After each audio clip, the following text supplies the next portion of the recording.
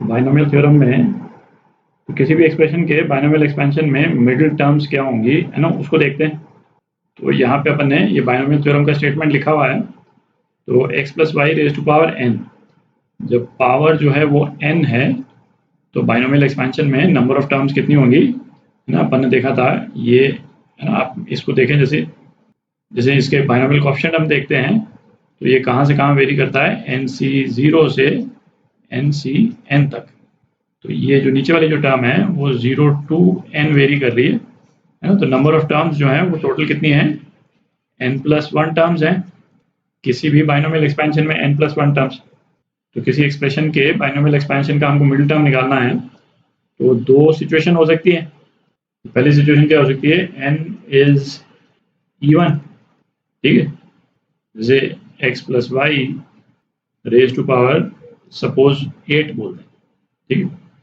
तो इसमें total number of terms जो है वो क्या होंगी, 9 टर्म्स हो जाएंगी, है ना। 8 + 1 9 टर्म्स। अच्छा, 9 टर्म्स का जो मिडिल टर्म है, मिडिल टर्म क्या है, फिफ्थ टर्म जो है वो मिडिल टर्म होगा। 9 टर्म्स में 1 से लेकर 4 टर्म्स, फर्स्ट टर्म से लेकर फोर्थ टर्म, फिर उसके बाद में फिफ्थ टर्म, ठीक है, उसके बाद में सिक्स्थ से लेकर और 9th टर्म, है ना। 4 टर्म्स इधर हैं और 4 टर्म्स इधर हैं, और बीच में जो है मिडिल टर्म कौन सी हो गई, जो फिफ्थ टर्म है वो मिडिल टर्म हो गई। और ये 5 जो है हमारे पास में कैसे आया, है ना, इस 9 के फिगर में हमने 1 ऐड करके 2 से डिवाइड कर दिया, तो ये मिडिल टर्म का नंबर जो है वो हमारे पास में आ गया, ठीक है। तो यदि हमको जनरल वे में यदि एक्सप्रेस करना है कि n यदि इवन है, तो n इवन है तो नंबर ऑफ टर्म्स हो गई हमारी n+1, ठीक है। और ये इटसेल्फ जो है वो ऑड नंबर है और हमको मिडिल टर्म पता करनी है, तो हम क्या करेंगे, n+1 में 1 ऐड करके हमने 2 से डिवाइड कर दिया, तो हमारी मिडिल टर्म कौन सी हो गई, n+2/2, ठीक है। तो इस रिजल्ट को हम नोट कर सकते हैं, ठीक। अब n इज टू ऑड का देखते हैं, n इज इवन का रिजल्ट हमने लिख लिया, n+2/2th टर्म जो है वो मिडिल टर्म हो गई।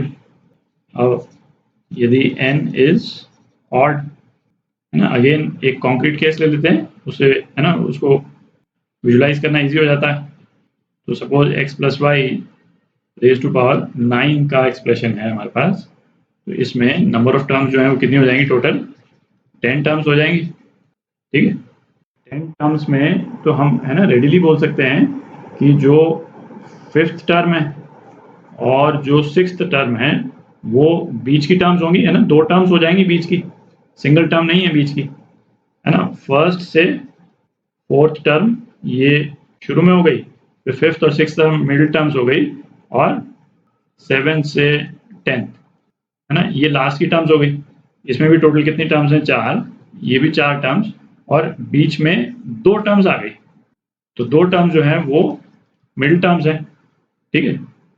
और ये मिडिल टर्म का एक्सप्रेशन जो है वो हमने कैसे निकाला, भाई ये जो n+1 की जो वैल्यू आई, है ना, इसको हमने 2 से डिवाइड कर दिया, है ना, तो एक 5 तो यहाँ से आ गया, और इसी में हमने 10+2 + 1 कर दिया, तो हमारे पास में सिक्स्थ टर्म आ गई, है ना, 2 मिडिल टर्म्स इस टाइप से आ गई, ठीक है। तो यदि हम जनरल एक्सप्रेशन लिखें मिडिल टर्म्स का, तो हम क्या लिख सकते हैं, भाई ये वाला टर्म जो है वो क्या है, n+1/2, है ना, यही था ये। तो एक टर्म तो n+1/2 है, और दूसरी टर्म क्या है, n+1/2 में हमने 1 ऐड कर दिया, तो ये हो गया n+3/2, ठीक है। तो जो 2 मिडिल टर्म्स हैं, जब n ऑड है, कौन कौन सी हो गई, n+1/2 और n+3/2, और जब इवन होता है तो n+2/2। तो इस तरह से आया, याद करना भी एक तरह से ईजी है। यदि आप याद करना चाहें, नहीं भी याद करें, तो जिस तरह से अपन ने निकाला सिंपल एग्जाम्पल लेकर के, है ना, आप एग्जाम में भी निकाल सकते हैं, बहुत ज़्यादा टाइम लगता नहीं है। अच्छा, आप देखें, यदि हमको kth term from the and, हमको, है ना, लास्ट से यदि हमको kth टर्म यदि निकालनी है ना, तो हम कैसे निकालेंगे। तो यदि कोई एक्सप्रेशन है x plus y raise to power n, number of terms इसमें कितनी है, n+1, first term, second term, third term, last term कौन सी हो गई, n+1th टर्म है ये लास्ट टर्म।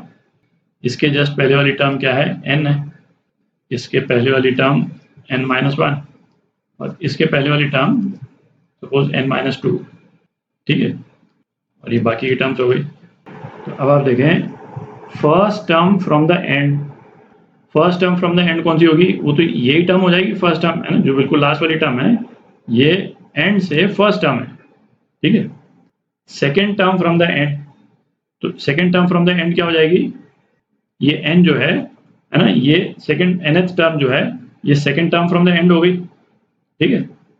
तो हमने वो जो टर्म को पता करने के लिए हमने क्या किया, first term from the and के लिए हमने n+1 में से क्या सब्ट्रैक्ट किया? 1 - 1 सब्ट्रैक्ट किया, ठीक है। Second term from the and, second term from the and वो लाने के लिए हमने क्या किया, n+1th टर्म में से हमने 2 - 1 को सब्ट्रैक्ट किया और इससे हमारे पास में क्या आ गया, nth टर्म आ गई, ठीक है। ये हमारे पास में n+1 टर्म आ गई। तो इसी तरह से यदि kth टर्म लास्ट से हमको पता करनी है तो वो कौन सी भी टर्म हो जाएगी हमारी, n+1 माइनस k-1, है ना, ये k-1 लग जाता है, ठीक है। तो ये कितना हो गया, n - k+2। तो लास्ट से kth टर्म बिगिनिंग से n - k+2th टर्म है, ठीक है। तो इसको यदि अपन लिखेंगे तो क्या लिख सकते हैं अपन कि kth टर्म फ्रॉम एंड ये किसके बराबर है, n - k+2th term from beginning, ठीक है। तो इन चीज़ों को ध्यान में रखें, है ना, छोटी छोटी चीज़ें हैं बट इसमें वही है ना, +-1 में थोड़ी सी गलती होने के चांस रहता है, तो है ना उसका ध्यान रखें। कुछ एग्जांपल्स कर लेते हैं, है ना, उससे और क्लियर हो जाएगा।